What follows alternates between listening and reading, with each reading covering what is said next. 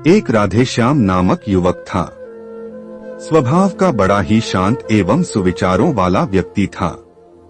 उसका छोटा सा परिवार था जिसमें उसके माता पिता, पत्नी एवं 2 बच्चे थे।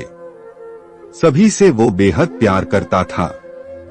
इसके अलावा वो कृष्ण भक्त था और सभी पर दया भाव रखता था। जरूरतमंद की सेवा करता था, किसी को दुख नहीं देता था। उसके इन्हीं गुणों के कारण श्री कृष्ण उससे बहुत प्रसन्न थे और सदैव उसके साथ रहते थे। और राधेश्याम अपने कृष्ण को देख भी सकता था और बातें भी करता था। इसके बावजूद उसने कभी ईश्वर से कुछ नहीं मांगा। वह बहुत खुश रहता था क्योंकि ईश्वर हमेशा उसके साथ रहते थे, उसे मार्गदर्शन देते थे। राधेश्याम भी कृष्ण को अपने मित्र की तरह ही पुकारता था और उनसे अपने विचारों को बांटता था। एक दिन राधेश्याम के पिता की तबीयत अचानक खराब हो गई। उन्हें अस्पताल में भर्ती किया गया। उसने सभी डॉक्टर्स के हाथ जोड़े, अपने पिता को बचाने की मिन्नतें की, लेकिन सभी ने उससे कहा कि वो ज्यादा उम्मीद नहीं दे सकते और सभी ने उसे भगवान पर भरोसा रखने को कहा। तभी राधेश्याम को कृष्ण का ख्याल आया और उसने अपने कृष्ण को पुकारा।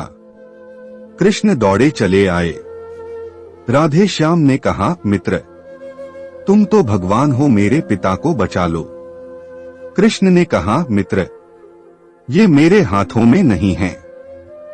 अगर मृत्यु का समय होगा तो होना तय है। इस पर राधेश्याम नाराज हो गया और कृष्ण से लड़ने लगा, गुस्से में उन्हें कोसने लगा। भगवान ने भी उसे बहुत समझाया पर उसने एक ना सुनी। तब भगवान कृष्ण ने उससे कहा, मित्र, मैं तुम्हारी मदद कर सकता हूँ, लेकिन इसके लिए तुम्हें एक कार्य करना होगा। राधेश्याम ने तुरंत पूछा, कैसा कार्य? कृष्ण ने कहा, तुम्हें किसी एक घर से मुट्ठी भर ज्वार लानी होगी और ध्यान रखना होगा कि उस परिवार में कभी किसी की मृत्यु न हुई हो। राधेश्याम झट से हाँ बोलकर तलाश में निकल गया।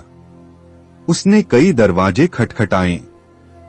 हर घर में ज्वार तो होती, लेकिन ऐसा कोई नहीं होता जिनके परिवार में किसी की मृत्यु न हुई हो।